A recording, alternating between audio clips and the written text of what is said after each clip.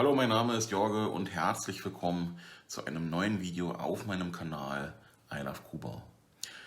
Es ist eine Weile her, nämlich schon über 2 Jahre. Um genau zu sein, am 12.01.2020 habe ich ein Video veröffentlicht zum Thema Heiraten in Kuba. Um das Ganze mal auf den aktuellen Stand zu bringen, habe ich die Inhalte nochmal betrachtet und mich dafür entschieden, ein neues Video dazu zu erstellen. Darum soll es heute also gehen: in Kuba heiraten.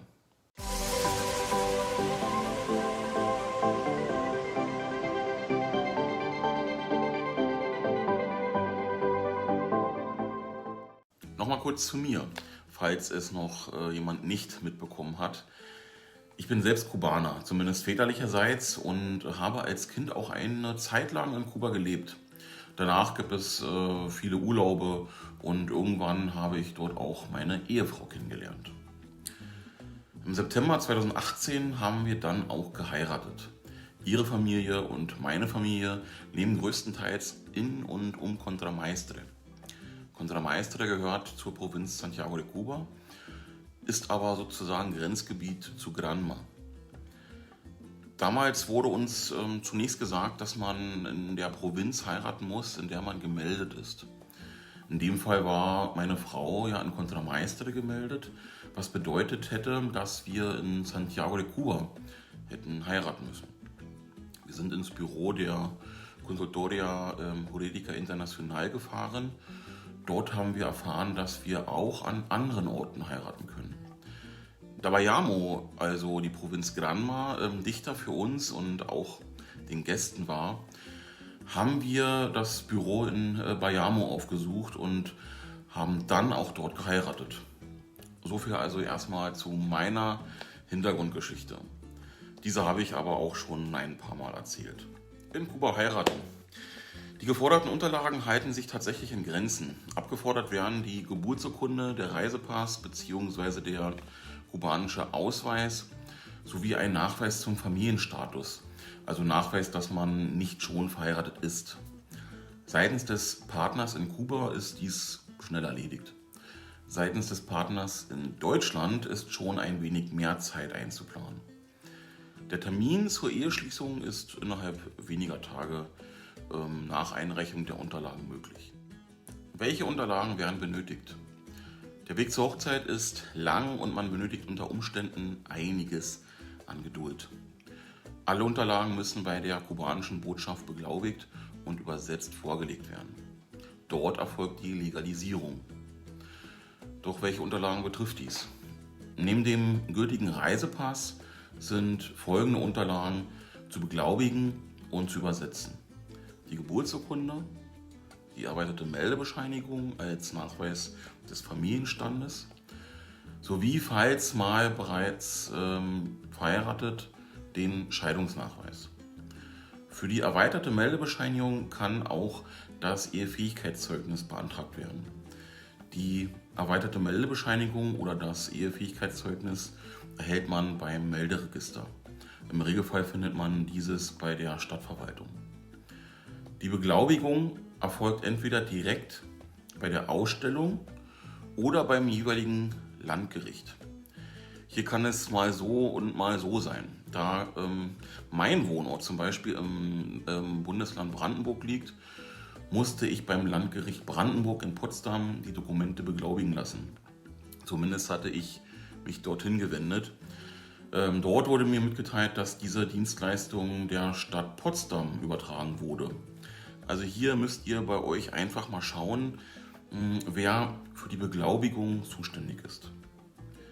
Nach der Beglaubigung müssen die Dokumente von einem vereidigten Übersetzer in Spanisch übersetzt werden.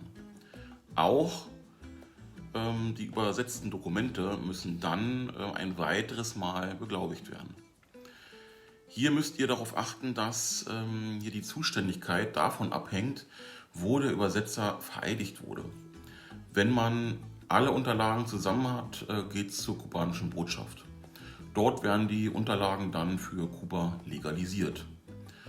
Wenn das auch erledigt ist, sind alle Voraussetzungen auf der deutschen Seite erfüllt. Auf der kubanischen Seite geht das alles weitaus schneller.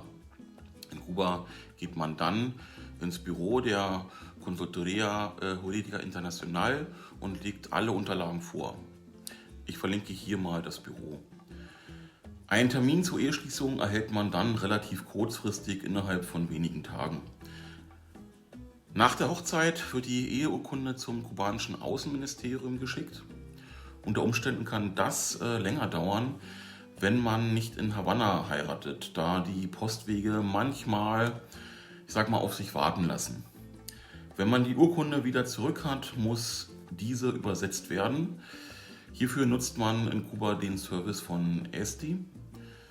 Mit dem Original und der beglaubigten Übersetzung geht es dann in die deutsche Botschaft zur Legalisierung, damit die Eheurkunde in Deutschland Anwendung findet. Eintragung im deutschen Eheregister. Die in Kuba erfolgte Eheschließung kann in Deutschland nachbeurkundet werden, sodass man noch eine deutsche Eheurkunde erhält. Das ist jedoch nicht verpflichtend und hat auch keine Auswirkungen auf die bestehende Rechtswirksamkeit der Ehe, da nach deutschem Recht auch die im Ausland offiziell geschlossene Ehe rechtswirksam ist. Es hätte nur gegebenenfalls Vorteile, da man im Rechtsverkehr mit deutschen Behörden hin und wieder auch die Ehe nachweisen muss und es für die Sachbearbeitung dann eindeutiger wäre. Im Endeffekt hat es aber, wie gesagt, keine Auswirkung. Ehenamen. In Kuba ist es so, dass der Nachname immer aus zwei Namen besteht. Der erste Nachname ist der erste Nachname des Vaters und der zweite Nachname ist der erste Nachname der Mutter.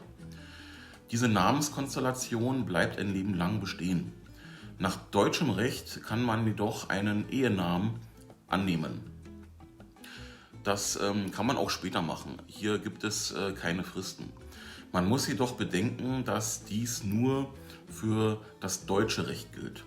Man spricht hier von einer hinkenden Namensführung, da der Name nie komplett verändert wird.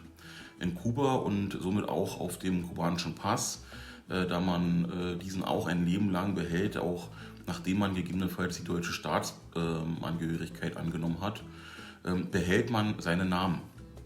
Dies kann unter Umständen zu Schwierigkeiten oder Erklärungsnöten im Alltag führen, zum Beispiel bei der Flugbuchung. Wenn euch das Video gefallen hat, gebt ihm gerne einen Daumen nach oben und wenn ihr meinen Kanal noch nicht abonniert habt, dann könnt ihr das jetzt noch schnell nachholen. Das soll es für heute gewesen sein. Wir sehen uns im nächsten Video wieder, spätestens am nächsten Sonntag. Bis dahin, saludos, ciao.